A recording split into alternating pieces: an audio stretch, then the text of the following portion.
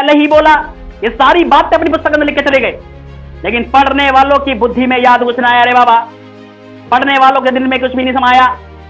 यहेजकेल ने पहले ही बोला, यिर्मयाह ने पहले ही बोला, जकरिया ने पहले ही बोला, यिर्मयाह ने पुस्तकों में लिखा, यहेजकेल ने अपनी पुस्तक में लिखा, जकरिया ने पुस्तक में लिखा। जितने पुस्तक को पढ़ने वाले, जितने विद्वान थे, किसी की बुद्धि में ये बातें ना समाई, परंतु जिन्होंने सुना वचन को, तो विश्वास सुनने से और सुनना मसीह के वचन से होता है।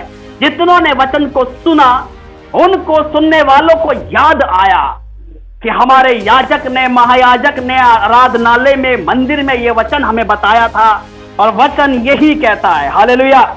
फिर वह मुझे पवित्र स्थान के उस बाहरी फाटक के पास लौटा ले गया, जो पूर्व मुखी है, और वह बंद था। कौन सा फाटक? पूर्वी दिशा की ओर पूर्व मुखी जो फाटक कहलाता है, उसकी बात यहेजकेल अपने दर्शन में देख रहा है, भविष्य के लिए, नॉट एट प्रेजेंट टाइम। यहेजकेल की पुस्तक पूरी की पूरी भविष्य की पुस्तक है। हालेलुया। वो भविष्य को देख रहा है। तब यहोवा ने मुझसे कहा, किसने? जिब्राइल ने नहीं, साराप ने नहीं, मिकाएल ने नहीं, किसी के पास हिम्मत नहीं है व्यवस्था प्रचार करने की। सिर्फ और सिर्फ परमेश्वर को यह अधिकार है अपना वचन अपने पुत्र को देने की। Hallelujah, hallelujah. पिता अपने पुत्र को शिक्षा देता है, सारी बात सिखाता है। नौकर ना सिखाएगा रे बाबा, पड़ोसी नहीं सिखाएगा हमारे बच्चों को, अपने बच्चों को हमें ही सिखाना है। इसलिए आदम परमेश्वर का पुत्र है, इसलिए आदम को परमेश्वर जो पिता है, उसका पिता ही अपने बच्चों को शिक्षाएं देगा। Hallelujah, hallelujah. वचन ये इसी प्रकार से कहता है, तब यहोवा ने मुझसे कहा, यह फाटक बंद रहे और खोला ना जाए, कोई इससे होकर भीतर जाने ना पाए, क्योंकि इज़राइल का परमेश्वर यहोवा इससे होकर भीतर आया है, इस कारण ये बंद रहे। हालेलुया। यीशु मसीह पूर्व मुखी फाटक से होता हुआ यरूशलेम में प्रवेश किया। यरूशलेम में प्रवेश करने के पश्चात में वो यरूशलेम के मंदिर के अंदर गया। Hallelujah, hallelujah. पूर्व मुखी फाटक से प्रवेश किया है यीशुआ।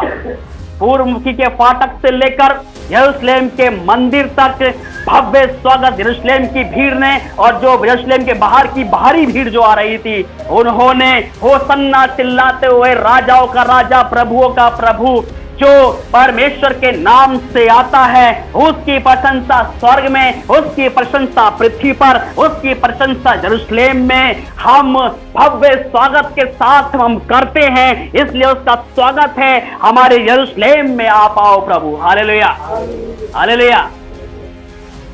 सब बातें पहले से लिख दी, तो भी इनकी बुद्धि में ना समाई।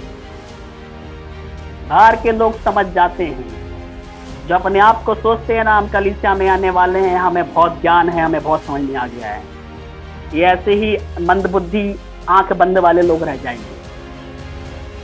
वो हम भी इसमें शामिल हो सकते हैं कि हमने ज्यादा पढ़ लिया है। ये याजक, ये फरीसी, ये शास्त्री, ये ज्यादा पढ़े लिखे लोग थे, इनको ये बातें समझ में ही नहीं आई कि वो राजा गधे के बच्चे पर सवार हुआ आ रहा है। ये तो पहले से ही जकरिया बोलकर भी पुस्तक में चला गया है। Hallelujah, hallelujah. पूर्वमुखी फाटक से प्रवेश कर रहा है, ये तो पहले ही यहेजकेल ने प्रचार किया, पुस्तक में लिखकर चला गया। किसी के समझ में ना आई। इनसे ही जो वचन सुनने वाली भीड़ थी ना, उनको समझ नहीं आई। Hallelujah, hallelujah. क्या लिखा है रोमियो 10 का 17,